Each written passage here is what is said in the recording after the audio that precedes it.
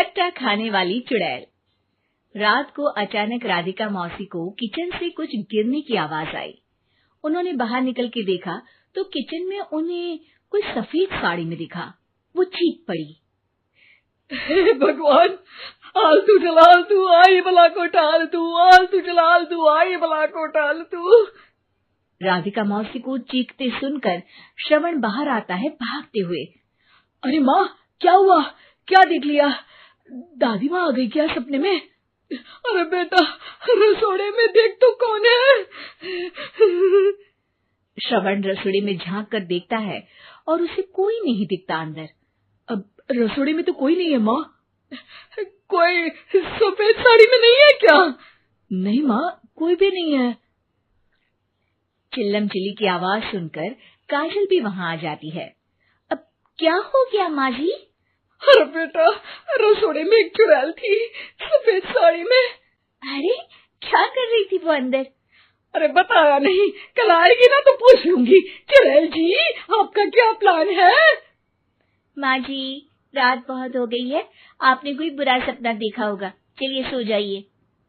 राधिका मौसी सोने तो चली जाती है पर उनको रात भर नींद ही नहीं आती। वो कुछ भी उलझुल बातें सोचने लगती है।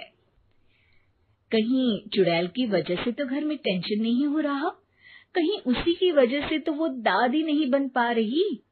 सुबह जब राधिका मौसी रसोड़े में छानबीन करती है तो पाती है कि नींबू का अचार गायब है। चुड़ैल नींबू का अचार ले गई, मुझे तो ठीक नहीं लग रहा कुछ। चुड़ैल को भी पता है कि जिंदगी का असली मजा तो खट्टे में ही है। राधिका मौसी झट से श्रवण को फोन कर देती है। बेटा, मुझे समस्या समझ में आ गई है, हमें एक तांत्रिक की जरूरत है।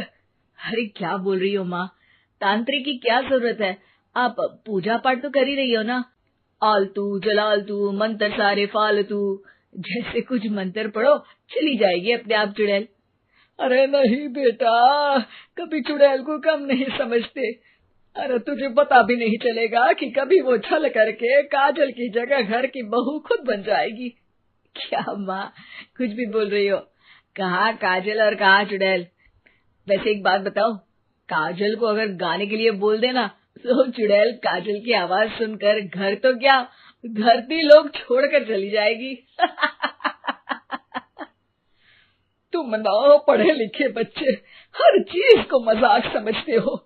तुम रहने दो, मैं खुद ही तांत्रिक को बुला लेती हूँ। अच्छा सुन, शाम को इमली लेके आना।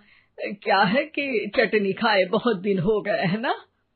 नहीं माँ, इमली तांत्रिक से ही मंगवा लो ना, आटा वगैरह भी उसी से पिसवा लेना।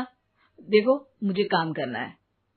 श्रवण रात को कई तरह की सब्जियों के साथ माँ के कहने पे चटनी के लिए इमली भी ले आया था, लेकिन राधिका मौसी के दिमाग में अलग ही फिल्म चल रही थी।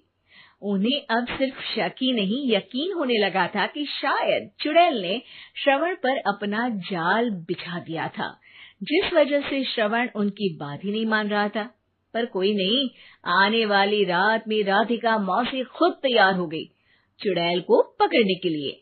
रुद्राक्ष की माला, तुलसी का पत्ता, हनुमान चालीसा सब हाथ के पास ही था, बस चुड़ैल का इंतजार था। और जैसा राधिका मौसी ने सोचा था वैसा ही हुआ।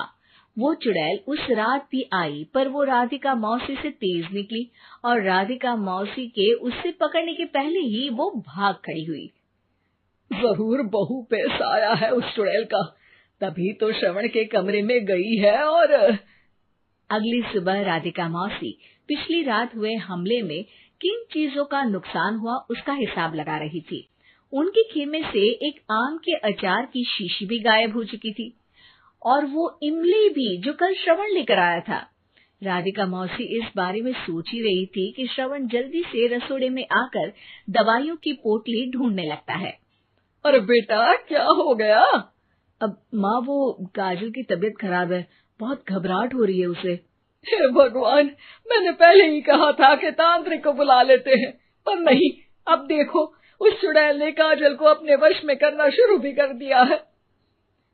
हालांकि श्रवण भूतों में विश्वास नहीं करता था, पर अब वो भी डर जाता है और राजी हो जाता है एक तांत्रिक को बुलाने के लिए। कुछ ही घंटों में तांत्रिक आ जाते हैं और राधिका मौसी तांत्रिक जी को सब बता देती है।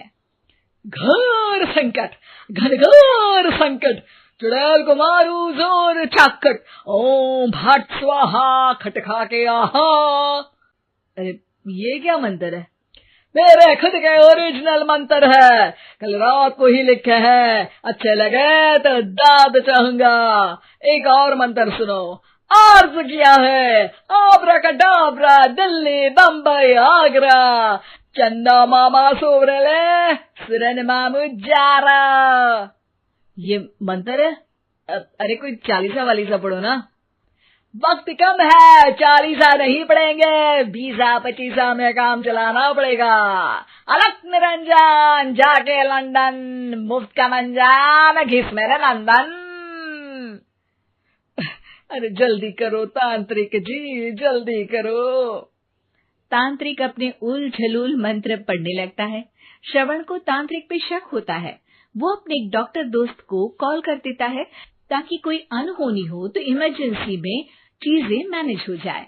तांत्रिक धुनी रमाता है, जिसकी वजह से कमरे में काफी धुआं हो जाता है और जिसकी वजह से बहू की घबराहट बढ़ जाती है। अब भागेगी चुड़ैल। हाँ। बहू खांसते हुए धुएं से बचने के लिए बाहर चली जाती है। अरे भाग रही है, भाग रही है। पीछे पीछे श्रवण भी जाता है। बहू एक सोफे पर बैठ जाती है। तभी डॉक्टर दोस्त आ जाते हैं और श्रवण को पानी लाने के लिए कहते हैं। थोड़े चेकअप के बाद डॉक्टर कहते हैं, मेरे हिसाब से जाप का काम पूरा हो गया है। क्या मतलब? अरे कुछ भी नहीं माँ, कोई चुड़ैल नहीं है, खुशखबरी है, अब दादी बनने वाली है। मगर वो सब अचार के डब्बे। श्रवण दोनों अचार के डब्बे अपनी माँ को दिखाता है, जो कि उनके बिस्तर के नीचे छुपे हुए थे। आपने सही बोला था माँ, वो चुड़ैल काजल ही थी जो खट्टा खा रही थी। हमें कल ही पता चला, पर हमने आपको ये तांत्रिक वाला काम करने दिया ताकि आपको भरोसा हो जाए कि भूत वगैरह कुछ होता ही नहीं। अच्छा अच्छा, ये तो बड़ी खुशी की बात है। पर बेटा मुझे एक झाड़ू तो ला दे। क्यों माँ? ये तांत्रिक का भूत उतारती हूँ मैं। अब तांत्रिक राधा मौसी के डर से घर से भाग निकलता है और राधा मौसी उसके पीछे भागती है। अरे संकट ये घनघोर है, तांत्रिक मुआ चोर है।